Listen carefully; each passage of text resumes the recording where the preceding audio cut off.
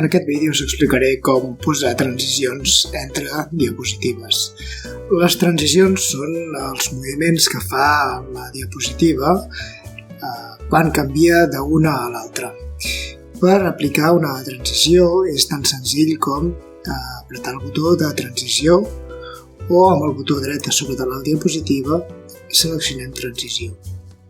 Ens apareix aquí en el lateral dret el menú per seleccionar les transicions. En primer lloc, el que podem fer és escollir quin tipus de transició tenim. Tenim diversos tipus de transició, el de dissoldre, el difuminat, la diapositiva des de la dreta, la diapositiva des de l'esquerra, la inversió, el cub i la galeria. Cadascuna d'aquestes transicions té un efecte diferent i és qüestió de que proveu totes les opcions diferents per veure com es comporten. Nosaltres ho farem amb la prova d'inversió.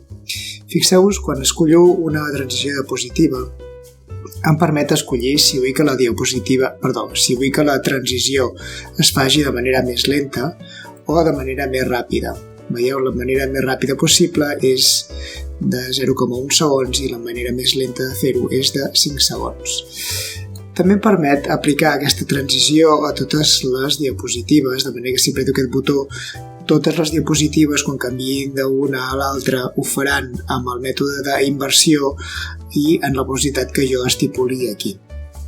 Fixeu-vos que tenim un botó a baix de reproducció per veure com quedaria aquesta transició d'inversió.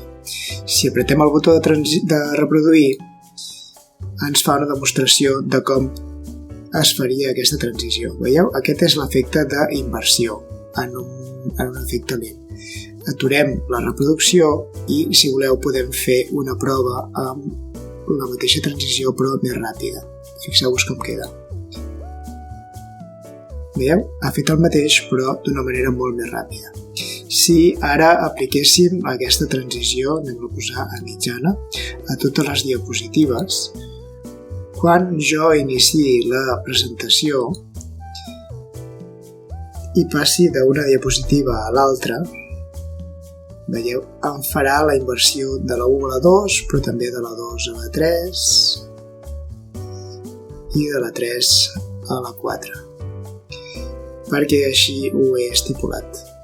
Si volem canviar la transició d'alguna de les diapositives, simplement hem de fer clic a la diapositiva on vulguem canviar el tipus de transició i fer clic a transició o bé a través del botó de la barra de botons, de barra d'eines.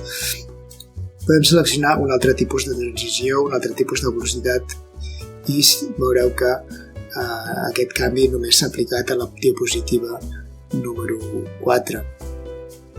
Si nosaltres anem a la 1, continua sent inversió, en aquesta ara ja es dissol i en aquesta continua sent inversió i en aquesta continua sent inversió.